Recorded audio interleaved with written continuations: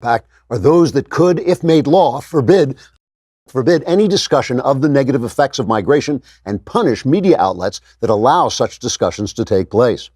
Thus, under such a UN-sponsored law, it might become illegal to say that the UN's Migration Compact is a piece of tyrannical garbage promoted by one of the most corrupt and abusive organizations in the world, filled with unaccountable power-mad chuckleheads for whom a piece of prime Manhattan real estate has been set aside in order that they might have a place to cheat on their wives while they misuse their diplomatic privileges by double parking before wandering indoors to empower lawless groups of blue-helmeted stormtroopers to sweep through some of the poorest nations on earth, raping women and children so that no sane person in this world would give a hair on a rat's ass what the UN thinks of migration or anything else, and should instead remember that the U in UN stands for unelected worthless dirtbags, and the N stands for not elected worthless dirtbags, all of whom should be stopped before they overrule the sovereign will of free peoples with the absurd fiats of smug and belligerent bureaucrats and the fat dictators who have empowered them to allow illegal invaders to pillage a Western world they did not build and can't understand, rather than sending these wannabe terrorists back to the crap-hole countries from which they came.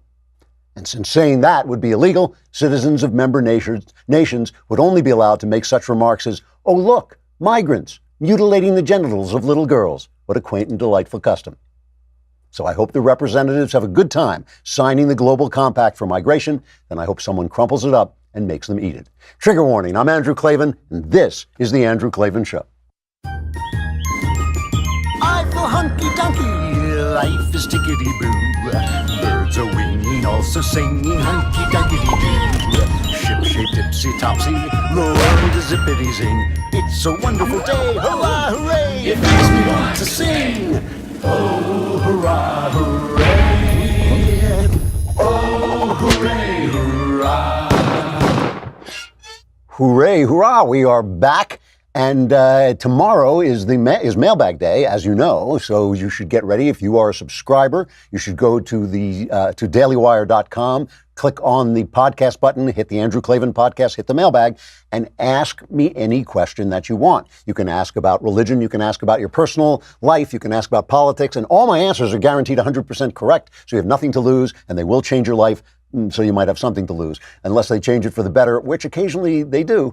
And if you're not a subscriber, why not? You should subscribe. It's only $10 a month. It's $100 for the year, and you get the Leftist Tears Tumblr with that. You get Another Kingdom, the wonderful story starring Michael Knowles, and you get Knowles' show and Shapiro's show and all kinds of things. It's a great deal. Plus the merch store, I think you get some discounts there, I hope, and all kinds of things. It really is a good deal. You know what you should also get? You should get the Lefties Dictionary. If you have not gotten the Lefties Dictionary for Christmas, for somebody for Christmas, Christmas Cannot Come. Go on and get that at Amazon.com. That is my book that tells you what the people who don't know what they're talking about are talking about. You'll be able to understand lefties at last. Plus, Christmas is coming, and you know what that is like. It means that about 5 o'clock in the morning, 4 o'clock in the morning, your kids are going to be bouncing on the bed saying, Santa is here, wake up, wake up. You're going to need some Black Rifle coffee. Black Rifle Coffee is the only coffee company out there that gives a portion of their sales to veteran and first responder causes, and it is really, really good coffee. Black Rifle Coffee is roast to order, guaranteeing you fresh, delicious coffee with every order. Black Rifle's Coffee Club makes things easy. Just pick your blend and the amount you want, and Black Rifle will ship your coffee right to your door every month, hassle-free. And Black Rifle Coffee makes giving the gift of great tasting coffee easy by offering 3, 6, and 12-month prepaid and pay-as-you-go subscriptions available for gifting. And like I said, it really is good coffee, the best tasting, most energizing, and they help veterans and first responder causes. Black Rifle Coffee is the gift that keeps on giving. Visit blackrifle.com/Klavan and receive 15% off your order. That's blackrifle.com/Klavan for 15% off. blackrifle.com/ how do you spell it? It's Klavan, no E's in Klavan. I just make it look this easy. I know, it's amazing. All around the world, elites are hearing the voice of the people, and they want it to stop. I mean, this is an amazing thing. Whatever you think of Donald Trump, whatever you think of some of the more populist nationalist leaders who are rising up in Europe, whatever you think, whether you love Trump or hate these guys or whatever, it doesn't matter. You do have to understand that the people are voting for them. They are sending a message to the elites of the world. And so Donald Trump, he may not be saying things the way you like them. You may not like him. You may love him. It doesn't matter. But he's saying something. He is bringing a message from the people to the people in power. Have you heard anybody who's anti-Trump, even one person, say out loud, I don't like this guy, but the people did elect him, so maybe there's something I should be listening to? Have you heard one news outlet, one newsman anywhere say, I don't like Donald Trump, he's always attacking me, but maybe I'm wrong. Maybe I should change. Maybe we should reform our industry a little bit so both sides get a say. Not one person. Has one leftist person said, I don't like this Trump guy and he's yelling at me, he's kind of right wing, but maybe the people are trying to tell me that instead of being obsessed over the 0.04% of people who think they're the opposite sex, maybe we should be thinking about putting food on people's tables and helping the job situation. Has any leftist, I haven't heard a single leftist say that. Has one never Trumper? These are the people that, of course, they always get us because they're most like us. But has one never Trumper said, I do hate Donald Trump, and yet, maybe the people are telling me that all my pretty theories weren't doing the things that conservatism is supposed to do, like keep people free, like convince people not to vote for leftist morons. Maybe there was a problem that made it possible for Donald Trump to wipe these people away. No. The answer is no. None of these people has done any of that. The press the press has just become worse. They've doubled down on their hatred, not just of Donald Trump, but of the people who elected him, us. They tell themselves, it was Vladimir Putin. He was, that Putin, it was Russia. Russia was hiding under every single voting machine, pulling the levers so that's how Donald Trump got elected. They tell themselves that, we're racist. That's why we elected Trump. We want to be racist. Never mind the fact that black people are working more, that their jobs, their income is going up. Never mind all that. The reason we voted for Donald Trump is because we don't like our fellow Americans if they don't have the right color skin. It's got to be it. Because otherwise, you'd have to listen to what he's saying. You have to listen at least to what the people were saying by sending them there. And so, let me just show you. I want to show you some clips today of elites with their heads planted so far up their backsides that you may not be able to hear their voices. I mean, here is just a hilarious piece. I just want to show you how rigidly, how completely, with how much effort they want to silence the voices of the people they are supposed to serve, okay? There's a climate change meeting. It started yesterday. It's in Poland. So, of course, everybody flew to the climate change meeting, emitting what they say are 55,000 metric tons of carbon dioxide, the greenhouse gas that the UN officials are trying to keep from accumulating in the atmosphere. This thing is just absolutely, but elites get to do this because they are talking about climate change. So the fact that they're destroying the climate with their jet planes and their traveling, that doesn't matter. So David Attenborough, right? He is the famous naturalist. He's done a lot of these PBS specials. He's become very famous. He gets up and gives a speech. Listen carefully to what he is telling the gathered poobahs of climate panic. Right now, we're facing a man-made disaster of global scale. Our greatest threat in thousands of years, climate change. If we don't take action, the collapse of our civilizations and the extinction of much of the natural world is on the horizon. The world's people have spoken. Their message is clear. Time is running out. They want you, the decision makers, to act now. They're behind you, along with civil society represented here today, supporting you in making tough decisions, but also willing to make sacrifices in their daily lives. The people are behind you. They support you, and they're willing to make sacrifices. So let's go from there to Paris, where the people were asked to make the sacrifice of paying an extra tax on their petrol, on their gasoline. Let's go where our friends from Rebel Media are covering the support of the people for the sacrifices that you have to make in order to get the elites to stop gabbing about climate change. Here they are. We're outside the Arc de Triomphe. You might see I'm squinting my face a little bit. There's tear gas everywhere, and obviously I don't have goggles.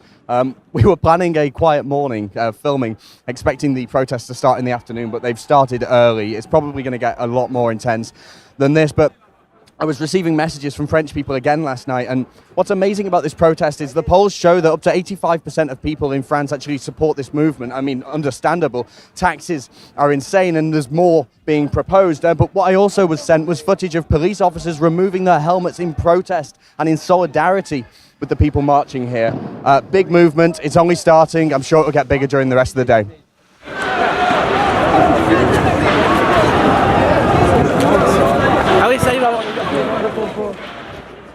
The people are behind you. Unfortunately, they're coming up behind you with a gigantic club, which they're going to beat you into the ground because they don't think climate change is worth paying extra taxes for. So get the tear gas ready. Otherwise, you're going to be hearing the voice of the people shouting in your ear. You'll hear how much they support you as they pick you up and throw you into the sand. I mean, could people be any more clueless? Could they be any more? The people are behind you, ready to make the sacrifices that they, oh my goodness, here they come. I must go. So long. I'm running away now. Stamps.com. You heard me talking about it yesterday. If you were watching the Daily Wire backstage, if you weren't, you should go back and watch it. I love Stamps.com. Stamps.com brings all the services of the post office into your computer. We love the post office. They do a great job, but like everything else, you want it in your computer. You don't have time to drive down there, especially if you live in LA, where 5 miles is 40, 50 minutes away. You want everything in your computer. And I like it because I'm old enough to remember when you did this with a stamp and you had to lick it and it tasted of glue. And now it's like I said, like, look, Ma, look, you put the thing in the computer and the gizmo and the stamp comes out. It is really, really terrific. You can print postage any day, anytime. Stamps.com is always open, and it saves you time and it saves you money. Right now, you too can enjoy the Stamps.com service with a special offer that includes a 4-week trial plus postage and a digital scale without any long-term commitments. Go to Stamps.com, click on the microphone at the top of the homepage, and type in Klavan. That's Stamps.com, and enter Klavan, and you can send your mail right away with the question, how do you spell Klavan? It's Klavan. You know, there used to be a funny story about one of the great television writers. There still is a funny story about one of the great television writers, Stephen Cannell. And I got to know Stephen just a few years before he died. We became kind of pals. And he's the guy who wrote the Rockford Files, and he wrote the A-Team. He was just a major contributor to television. And there was a story about him pitching an idea. I think it was about illegal immigration. I think it was about immigrants, coming into the country or something. He was pitching this idea in a room, and somebody said, well, what do you do about all the complex politics? Because it was a comedy. And he said, what do you do with all the complex politics and all the kind of edgy stuff? And Stephen said, we won't write it. I think that is what the news media is doing with these riots in Paris. These riots, I mean, what has happened is Emmanuel Macron said that somehow they had to cut back. This carbon tax thing is very popular among the elites. They love the idea of carbon tax. They think it's going to save the world. And so the French who don't really pollute all that much in the first place, and their driving doesn't pollute all that much, but it pollutes a higher percentage than in Germany, because Germany idiotically shut down all their nuclear power plants. So because they got scared of the disaster in Japan, so they shut down one of the safest, least polluting energy sources they had, and now they can say, oh,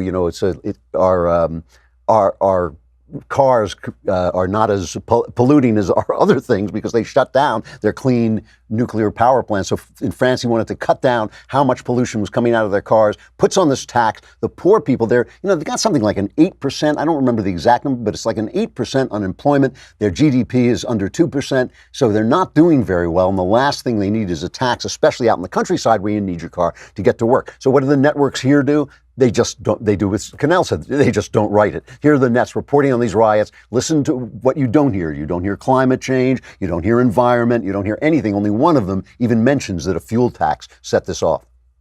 Remarkable images overseas tonight. The protests gripping Paris. Body cam video showing police rushing to the famous Arc de Triomphe, where protesters were vandalizing the monument. Protesters known as Yellow Jackets are angry about rising gas prices and living costs in France. The biggest crisis yet for Emmanuel Macron. The government is considering imposing a state of emergency. Tonight, no end in sight to the turmoil across France, including more confrontations with police. These ambulance drivers today joining the largest anti-government demonstrations here in decades. What began as a protest against President Emmanuel Macron's plan to raise fuel taxes, growing over the weekend into a movement fueled by rage. Anger from those who say his policies favor the wealthy. Streets barricaded, cars lit on fire, snipers perched on rooftops. Police body cameras capturing this clash at the Arc de Triomphe. Riot police battling with protesters clad in yellow vests. I love it. So they just leave it out. So finally, Macron caved. He has delayed the tax increase for 6 months. This is the first time he's ever backed down on any of his plans, because in France, you're going to deal with rioters because they basically don't understand that money has to be made in order to be spread around. So anytime you ask them to work hard or anything like this, but in this case, this is Macron, the elite little fascination they have with this climate change thing, which is going to have to be solved by technology anyway. I mean, this is the thing about this. It's not that there's no climate change. I don't think anybody knows how much of it is caused by human endeavor, but certainly some of it. We do pollute, we do change the environment. But none of these plans, the experts say none of these plans is going to do anything. What really is going to have to happen is there's going to have to be some technological innovations, batteries that store solar power better, and things like that are going to cut this stuff down. All this is virtue signaling. It's virtue signaling on the backs of the poor. That's what it is. It's virtue signaling on the backs of the poor. So finally, Macron blinked. But what I love about this is Attenborough is in Poland telling people, the people are behind you. Clearly, the people are behind you on the streets, ready to throw you, tar and feather you, and throw you into the Seine. And the networks handle that. They just don't report it. The Cannell method. They just don't write it, and that way the voice of the people doesn't exist if you don't hear it. And the other subject on which this is true is migration. I was that opening I did about the UN. I am not joking about this. The UN next week is going to hold this meeting in Marrakesh, and they have this global compact on migration. And it's called the Global Compact for Safe, Orderly, and Regular Migration. And you can tell by the name of that it's all about being in favor of migration. They pays a little bit of lip service to the sovereignty of the nations who are being swept under by people from failed states. It doesn't pay any attention really to whether they want to keep their culture intact, to whether they can handle these people, to whether they can afford to give to people who haven't been paying taxes all the services that Western nations provide. They don't talk about that at all. All they really talk about is, don't you insult these poor migrants who get to sweep into their country. So essentially, this is the UN saying, all these tyrants who run the UN and spend all their time sitting around going, Israel, I hate Israel. We must pass another resolution against Israel. All these clowns who sit around the UN, double parking in Manhattan and then going off to throw their mistresses out the window in some hotel. All these clowns are going to tell the West, oh yeah, and all these failed states, you just have to take them in. You have to take them in and spend your money on them because these countries are not going to do it. Instead of chasing some of these tyrants and idiots out and establishing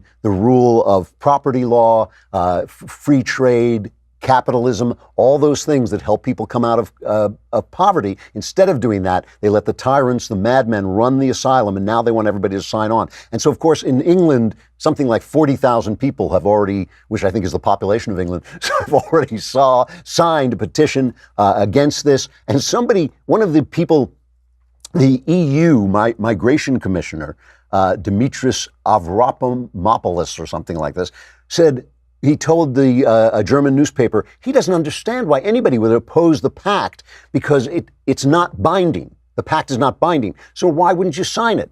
Which is absurd. If you don't agree with it, why would you sign it? And of course, once you sign it, you accept the terms of the pact, which is that basically migration is a human right and anybody should be able to do it. This guy was put on Twitter. I'm sorry, I don't know his name. I couldn't track down his name, but he is an EU MP, and he was protesting. They put him on Twitter as if he were supporting this pact, but he's protesting the pact, and he describes what I was talking about in the opening, this idea that they're going to simply, they can deal with the voice of the people simply by shutting it down. Here he describes it. Participating countries are set to sign this agreement.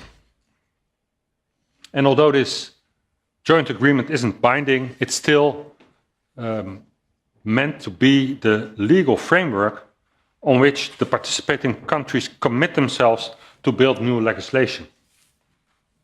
And one basic element of this new agreement is the extension of the definition of hate speech.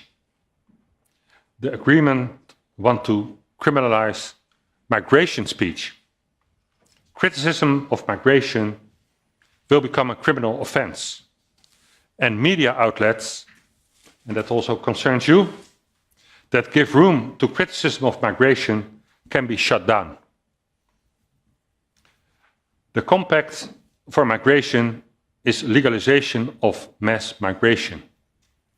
It's declaring migration as a human right. All around the world, anti-immigration groups are rising up. All around the world, nationalist leaders are getting more and more, and nationalist parties are getting more votes. Trump wins in America by promising to build a wall on the border. Angela Merkel is finished in Germany because she let all those people come sweeping in. The people want to protect their nations. They want a right to say who comes into their nations. Even welcoming countries like ours can be taxed beyond our ability to take people in.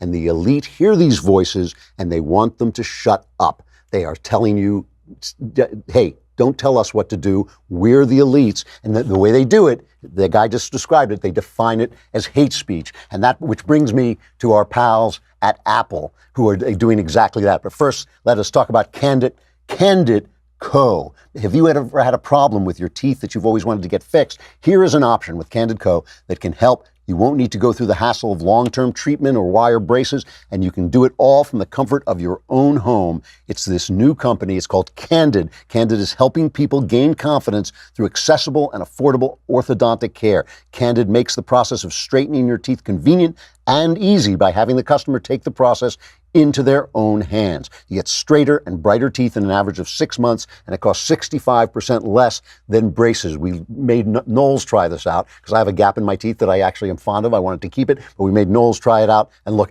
at the guy. The guy is stunningly attractive, handsome guy. So you're one step away from getting straighter, whiter teeth. Take advantage of Candid's risk-free modeling kit guarantee. Plus, when you use my dedicated link, candidco.com/Klavan, you'll save 25% on your modeling kit. That's candidco.com/Klavan to get 25% off the price of your modeling kit, candidco.com/Klavan. You put these braces on, you say, how do you speak Kiwi?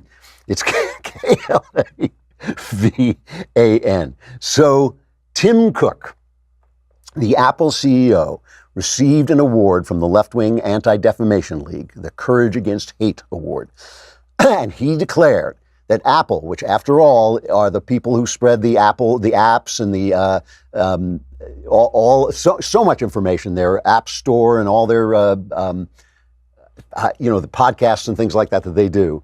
He basically declared that he is in favor, he is just another big corporation in favor of silencing the voice of the people by defining it as hate speech whenever he sees fit. We've got 2 cuts of him. They're both worth listening to. Let's play cut number 1. At Apple, we believe that technology needs to have a clear point of view on this challenge. There is no time to get tied up in knots. That's why we only have one message for those who seek to push hate, division, and violence. You have no place on our platforms.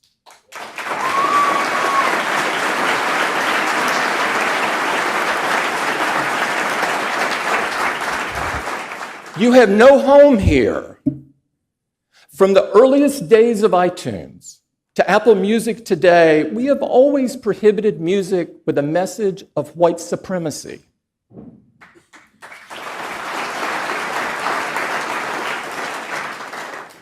Why? Because it's the right thing to do. And as we showed this year, we won't give a platform to violent conspiracy theorists on the App Store. So here's the problem, of course. Who defines hate speech? And we know it's the big corporations, and the big corporations are left-wing. You know, the left used to know this. The left used to know that big corporations are not good or bad, but they are power centers, and power centers have to be diluted. They have to be played off other power centers, and the government, which is a power center, has to play off them as well. The left used to know this, but they've forgotten it because now the corporations are on their side, so they think, hey, we've got the power, so now it must be a good thing. Who decides what hate speech is? Well, Tim Cook has the answer. He decides. Here is him telling you that the voice of God speaks to Tim. Let's hear it. My friends, if we can't be clear on moral questions like these, then we've got big problems. At Apple, we are not afraid to say that our values drive our curation decisions. And why should we be? Doing what's right, creating experiences free from violence and hate, experiences that empower creativity and new ideas, is what our customers want us to do. I believe the most sacred thing that each of us is given is our judgment, our morality, our own innate desire to separate right from wrong. Choosing to set that responsibility aside at a moment of trial is a sin. It's a sin. It's a sin. The voice is speaking to him. That voice is the voice of God. The voice of leftism is the voice of God. If you have that voice inside you, the most sacred thing you have, what about the people who sacredly disagree with him? What about the value of free speech, which is speech that you don't like being allowed to speak? That's the voice inside me. The voice inside me says the right thing to do is to let people speak. The right thing to do is let every voice be heard and trust that the right will win, the right ideas will win. So this is the left. This is the left now, the sacred left, telling us that their religion is so sound, that the voice of God speaks through them so well that they can decide what hate speech is. I want to close by reading a little piece of this article that was in the Atlantic Monthly by a left-winger. This is a left-wing lawyer named Joan Williams, and she wrote a piece for the Atlantic, The Democrats' White People Problem. And she starts out by quoting Steve Bannon. And Bannon says, I want the left to be talking about racism every day, because if the left is focused on race and identity and we go with economic nationalism, we can crush the Democrats. And what she says is she feels that this is racist himself. I don't hear Bannon saying that. What I hear Bannon saying is let them get mired in identity politics and we'll talk about the economy, stupid, and we can win. That's what I hear Bannon saying, but I'm not going to judge. I mean, Bannon has said some things that I found very suspect, but I'm not going to judge. Now, she says Trump is using this by carefully timed injections of racism, the Muslim ban, okay? Now, let me stop and take this. This is the voice of God talking to this leftist, the Muslim ban. Muslim is not a race. Muslim is a philosophy. It is right now a problematic philosophy with, at least we can say, a cancer of violence growing in it, which turns against other Muslims, as well as Jews, as well as Christians, as well as the West. There is nothing racist about discussing whether we need to hold back on some kind of Muslim immigration or check it more. His shocking comments after the violence in Charlottesville, Virginia, I've talked about this a million times. I simply feel when you listen or read the transcript that Trump was talking, when he said there are great people on both sides, he meant great people on both sides of the pulling down the statue question, not Nazis. I think that's absurd. His unsolicited advice to the NFL on how to handle player protests. Why is that racist? why isn't it just respecting the flag and expecting our athletes? And after all, athletics is a national sport. It's a national event. Why is that racist? What I'm saying to you is everything she says, she's interpreting through the lens of leftism. She has the right to do that. She has the right to see the Muslim ban as racist. But I also have the right to explain to her that it is not racist. And if what Tim Cook is saying is no, that voice of hers, that is that lens that she is wearing, that is the lens of God. That is the moral lens. And my lens that says, no, I can question the ideas of Islam. No, that's not what Donald Trump said at Charlottesville. No, you cannot disrespect the flag and expect me to care about your problems. That has nothing to do with the color of your skin, zero to do with the color of your skin. My voice is the voice of hate, and they are defining it that way. And what's so interesting about this article is this woman has begun to get it, but not quite. She starts telling people, she has been telling people on the left that these white people who voted for Donald Trump were voting their economic interests.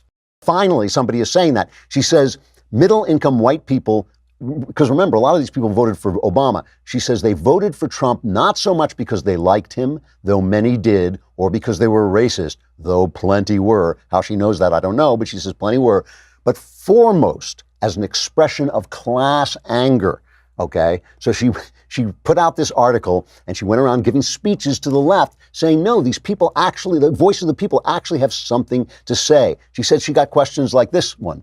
Why not just wait for the white working class to die off? That was the question, she said. And she responded, do you understand now why they voted for Trump? Your attitude is offensive and Trump is their middle finger. Here is a leftist who, for all her prejudice, for all her looking through the lens of leftism, for all her inability to hear what people are saying, here's something of the voice of the people. She half gets it, because maybe none of it is about race. Maybe none of it. Maybe people want their borders sealed because that's their right, is their right to decide who comes in the country. Maybe people want jobs because that gives their lives meaning and they're perfectly happy if the person next to them is another color as long as they both have jobs. Maybe people don't want you to destroy their economy in the name of climate change because they know it won't work, not because they're racist or stupid or anything else. Maybe the voice of the people is the voice you should be listening to instead of Tim Cook's inner voice, which is just his own and just a religious idea that is fake religion, false religion, instead of the true religion, which has sought hard and long for discernment on how to know when that inner voice is the voice of stupidity and when it is, in fact, the voice of God. Maybe instead of silencing the voice of the people, that's the voice you should be listening to. We got Christian Toto, the film critic and one of the few film critics on the right, coming up. I got to say goodbye to Facebook and YouTube. Come over to thedailywire.com. You can hear the rest of the show, or you could subscribe. If you subscribe for a lousy $10 a month, you can be in tomorrow's mailbag. You know how to do it. Go to the dailywire.com, hit the podcast button, hit the Andrew Klavan podcast, hit the mailbag, ask any questions you want, and I will solve all your problems. I mean, it's just amazing. That for a lousy $10 a month.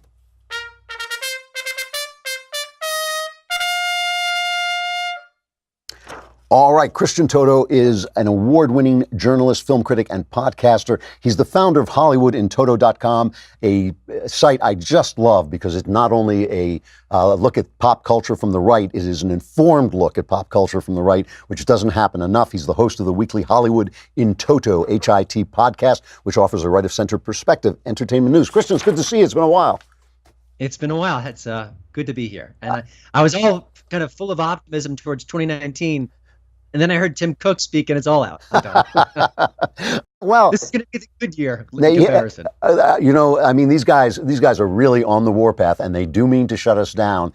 And it's dangerous. It really is. Their certainty, their self-certainty is truly dangerous. I've never quite seen it this bad before.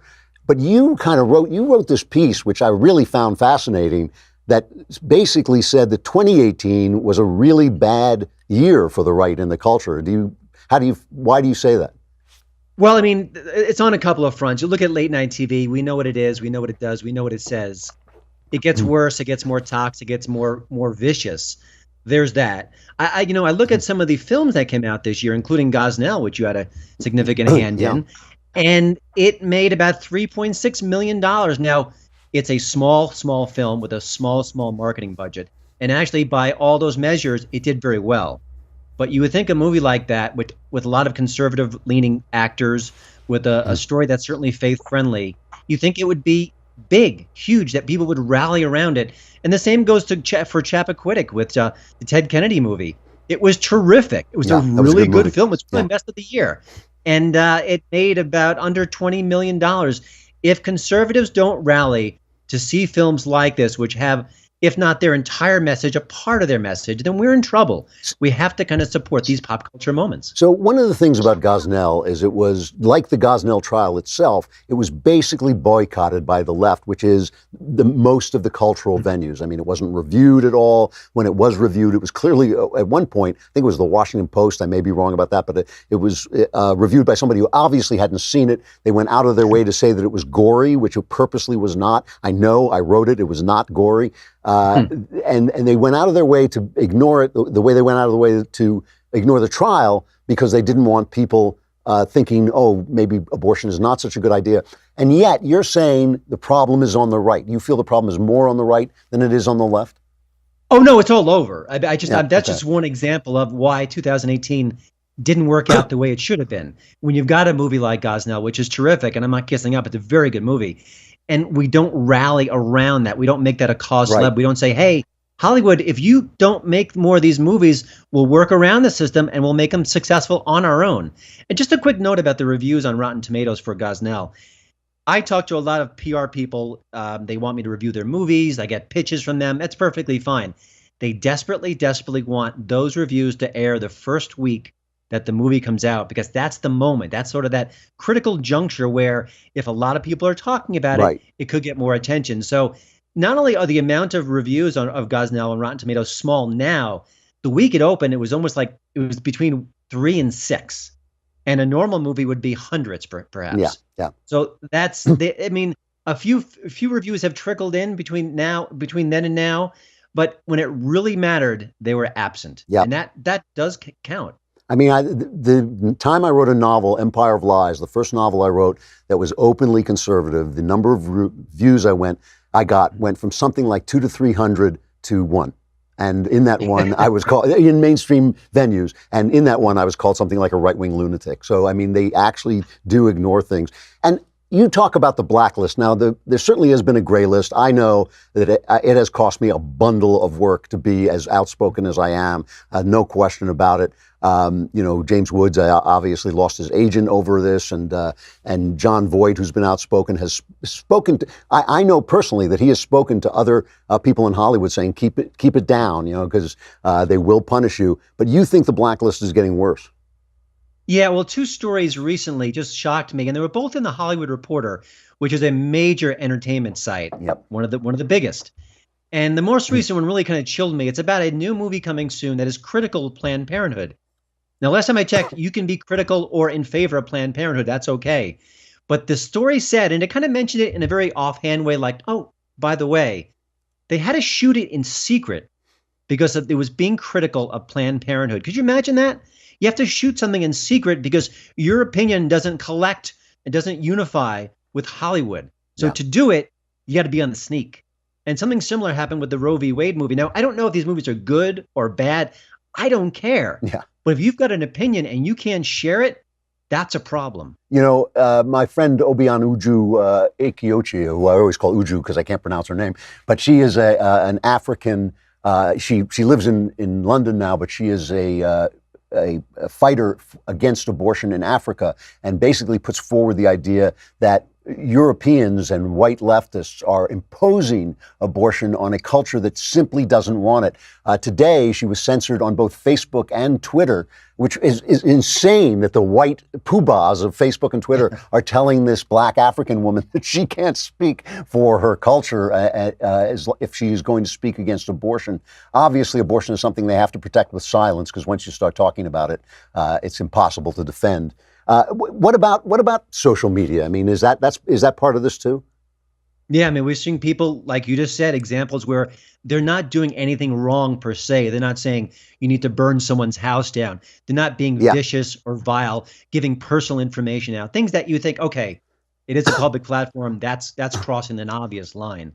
But I know a comedian here in Denver, Steve McGrew. He got kicked off recently. Do we know why? Often we don't. Twitter is very opaque with their rules. And we're seeing it time and time again. People get, I had a story recently on my site about how, hey, Twitter, what about these celebrities? I mean, Bette Midler just fantasized about the Trump family getting hanged for their crimes or their alleged crimes. You got Tom Arnold, who is an absolute nightmare on social media, who, doesn't have a bustling career, but whatever he has, there's no punishment there. Right. I mean, we see it time and time again. And things that have been said by celebrities about the president, I mean, how many times is the Secret Service going to knock on someone's door? Right. Mr. Arnold, Mr. Johnny Depp, Mr. Madonna, Miss Madonna, what's going on here? Yeah. And yet we see all that rage and hate directed in ways that seems absolutely against the policies that Twitter has, and there's never a punishment. No, it's all James on Woods one was side. punished. And they've gotten very arrogant about it. They've gotten, that guy, Jesse Cook, who I think his name was, who was the radio host who got knocked Jesse off. Kelly, I think it was. Jesse Kelly, sorry, absolutely right. But, they were so arrogant until they were called out by the government, basically, and then they backed down. But I think the government's going to have to get into this because they are really censoring people. So what do we do? You started out by saying you were looking forward to 2019. You thought it might be better. Why? Mm-hmm. Well, I mean, we still have some elements of social media. I can post something on YouTube. I can do something on Facebook, and people, there's a good chance they'll see it. Yeah. And it could go viral if the message really kind of concentrates and really matters to people. There are some great podcasts in there, the work that you do. There's a new show called Red Pilled America. Oh, yeah. It's terrific. It's kind of like NPR for the right. And how much do we need something like that? Yep. Good production values, well thought out. It's interesting. Sort of a libertarian comedian named Andrew Heaton has a new podcast called Something's Off. So we do still have the majority of these platforms. We haven't been kicked out yet. There are ominous signs, and that arrogance really kind of scares me. But we need to kind of leverage all these platforms to spread the word. We see so much bias in the media, and I go on my Twitter feed, and all I see is conservatives shaming reporters and shaming them and pointing to double standards, where the Associated Press had to backtrack on an obituary for President Bush because it was so pathetic and so one-sided and so cruel. It took them 2 days to do it, but they did it. And that's because you and I and everyone else there shamed them and showed them how ridiculous it was. So we have to stay active. We have to be activists. What about at the movies? You think there's any chance? I mean, are they so insulated now? When I say movies, I mean movies and TV. Are they so insulated now that they're not going to serve 64 million people who voted for Donald Trump? They're just going to let that money lie on the ground? There's a lot of money on the table across the board. Do you think they'd have one late night comic who is at least center right? Unbelievable. One. Just give me one. That's all we want. Yep. That person, that guy or gal would be a superstar. It's I would amazing. watch them every night, even if they were moderately funny. It's hard. I just watched this generic horror movie. It's coming out in a few weeks called Monster Party. And in it, there's a Trump little kind of dig at Trump out of the blue, apropos of nothing. But that's where we are because Hollywood is obsessed. You read the Twitter feeds of celebrities. They can't take a step without thinking about how much they hate Trump and how much they have to tell you that they hate Trump. So from a content creation point of view, we've got to work out of that system, which is what Gosnell did. Yeah. It didn't go straight through the traditional media outlets. It went around it. So it's still possible. It's just much, much harder. Yeah. I think Trump as a real estate mogul has done a good job of taking up space in their heads for free. Christian Toto, great to see you. Hollywood in Toto. Really check out this site, hollywoodintoto.com. Will that take them to your podcast as well? I've got a link right at the top of the page for the podcast. Okay. So it's pretty clear, so they can do both. Okay, great. Well, have a great holiday, and I'll see you next year. Thank you. You too. Bye. Sexual follies.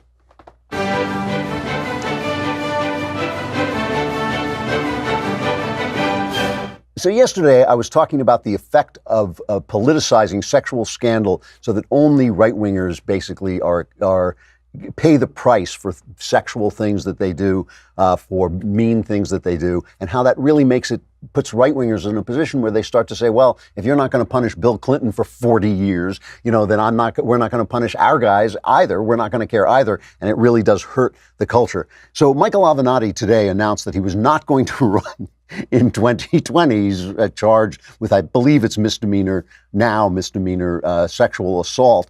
And he decided he was going to give up. But Politico did everything they could to save him with an article, just a hilarious article, trying to make him the sympathetic character. This is by Natasha Korecki. It's called Michael Avenatti. Here's a guy who's accused of smacking around his girlfriend, right? He's going through a pretty tough time. Avenatti crashing bridge. You know, I got to read some of this. I want to read it. I need like a little sad violin music. Do we have sad violin music? Perfect. That's perfect. Michael Avenatti's cable TV bookings have dwindled. He was uninvited from one prominent Democratic event and skipped out on another. He has even publicly clashed with his highest profile client, Stormy Daniels, in just a matter of weeks. Avenatti's fortunes have taken a nosedive, rapidly downshifting him from 2020 presidential prospect to political pariah. After a recent domestic violence arrest in Los Angeles and a public rift with Stormy Daniels over fees and legal strategy, even some of his most loyal supporters are questioning whether he could survive the latest round of challenges and be a viable candidate. Could he survive? I thought his campaign slogan was going to be, "She hit me first." So, yes, I mean, this is a guy who's accused of beating up his girlfriend. Just imagine for 1 minute if this was Donald Trump accused of slapping Melania, if this was anybody on the right accused of anything. Just listen. As a friend, I'm concerned about him. When I call him to say, "Hey, how you doing?" it's pretty obvious he's going through a pretty rough time now. I'm more worried about these pending charges. Domestic abuse? That's pretty bad for a run for president. It's all on us. All right, kill the violin. I can't cry anymore for Michael Avenatti. So he's announced that he's out, and I guess at Politico they're wearing black today. Unbelievable. The mailbag is tomorrow. Get your questions in now. I'll answer as many as I can. My answers are guaranteed 100% correct. I'm Andrew Klavan. This is The Andrew Klavan Show.